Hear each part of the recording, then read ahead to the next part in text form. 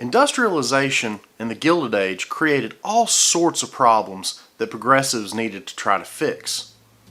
But what exactly were those problems, and how exactly did progressives try to fix them? Well, that's what we're going to talk about today in Mr. E's classroom.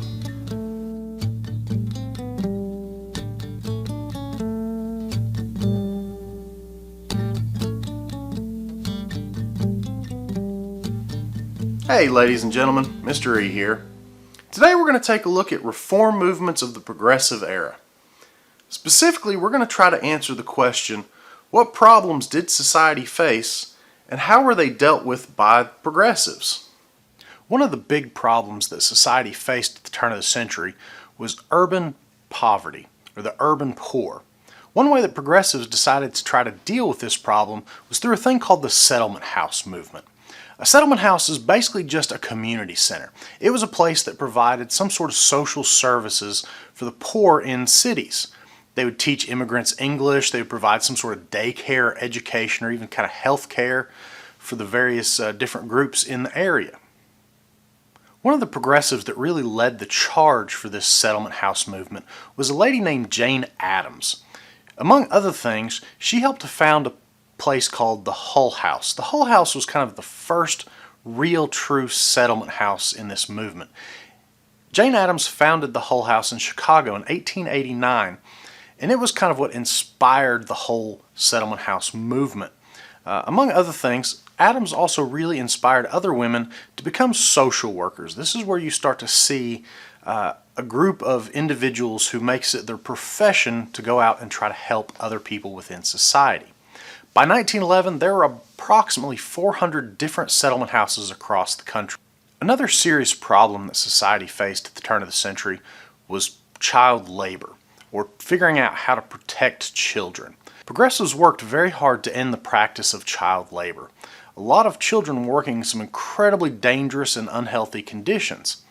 Progressives really worked to try to improve education as a way to end child labor. They pushed for children to attend schools. A guy named John Dewey really lobbied for a change in the way things were taught. He thought that we should teach children how to think. Progressives did have some successes with ending the child labor practice. A lot of states at this time set minimum age for work. There was a maximum number of work hours per week set for children of certain ages. And there are also laws that started to be passed that required children of certain ages to attend school regularly. Unfortunately, most of these laws and requirements got ignored for a very long time. If you take a look at this graph right here, though, you can see a serious reduction in the percentage of children working between about 1900 and 1930. Along with trying to end the practice of child labor, progressives really worked very hard to improve overall working conditions for everyone in the workforce. At the turn of the century, the United States had some of the highest industrial accident rates in the world, with approximately 30,000 workers each year dying in some sort of industrial accident. Progressives really pushed for a couple things. First of all, they pushed for a shorter work week. The idea was that if people had time to rest, they would be less accident prone on the job. They also pushed for better working conditions, safer working conditions. Some simple things like guards around dangerous machines. Or progressives also pushed for workmen's compensation laws. If a work person got hurt on the job, what was the company going to do to help that person until they were able to go back to work? One of the worst workplace accidents of all time happened in New York City at a place called the Triangle Shirtwaist Factory. That factory caught fire, and in the midst of this fire, 146 workers were killed. Most of them were actually women. A lot of them were forced to jump out of windows or be burned alive in the fire because a lot of the fire exits in the elevators didn't work like they were supposed to. This really highlighted the need for the government to step in and ensure that there were safe workplaces for people. At the turn of the century, the United States had a serious drinking problem. This led progressives to really push for a prohibition on alcohol. The Prohibition movement basically got started because a lot of people blamed a lot of the problems in society on alcohol. They had a pretty good argument for it. The solution they came up with was a total ban. Two groups that really kind of pushed for this were the Women's Christian Temperance Union and the Anti-Saloon League. Both were incredibly successful, and they got the 18th Amendment, which was the ultimate prohibition on alcohol in the United States, to pass. Leading the charge for this prohibition movement was a lady named Carrie Nation. She was a radical leader that would go around with a hatchet and actually go into saloons and smash the place up. She'd bust up beer kegs, she'd smash liquor bottles, and she was a very intimidating woman. At the time, at the turn of the century, she was 6 feet tall and 180 pounds.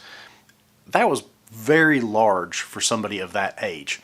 She called herself the Bulldog, running alone on the feet of Jesus, barking at what he doesn't like. She saw herself almost as a radical person that was doing God's work. This political cartoon right here does a fantastic job kind of showing exactly what Carrie Nation did. She really didn't have any qualms about doing what she thought was right. She would go into a saloon if she thought they were causing problems, and in her mind just about every single saloon was, and she would basically trash the place, and she would do so in the name of progressivism. Many progressives saw a need to reform government. There were a lot of issues. We've talked in the past about things like the political bosses and the political machines. Progressivism sought to put an end to that. One person really leading the charge for this from the inside was a politician named Robert La Follette. He had the nickname Fightin' Bob. It's a fantastic nickname for a progressive.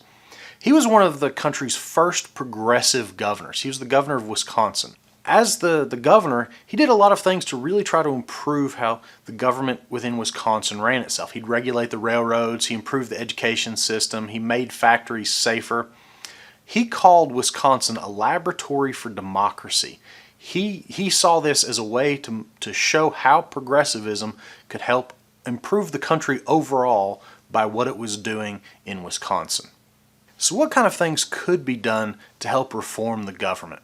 There are four basic things that are put in place at the turn of the century that we actually still use today to keep a check on the government.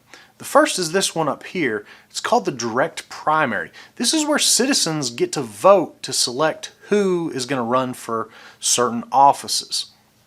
The next would be up here. It's called the referendum. This is where citizens have the power to go and either approve or reject laws that are put forth by the legislatures. Another one would be this one down here called initiatives. This gives people the power to propose new laws through a petition system. Hey, I've got this great idea. I think it would really help improve the community, so I've got all these people that are behind me. That's kind of how an initiative works. And the last one is this one down here. It's called the recall. If citizens think that the elected officials aren't doing their job correctly, voters can go out and they can remove somebody from office through a recall election. If enough people voted to kick them out, then they're going to lose their job. I actually have 4 takeaways for you from this video. Number 1 being that settlement houses provided social services to the poor. Number 2, remember that working conditions were bad pretty much across the board.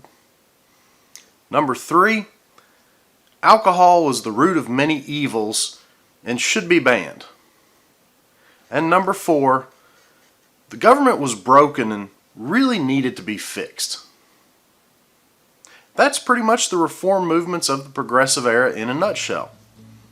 Hopefully you're paying attention and you got some really good notes, because chances are fair you're going to have a quiz. Ladies and gentlemen, as always, remember, you should never stop learning.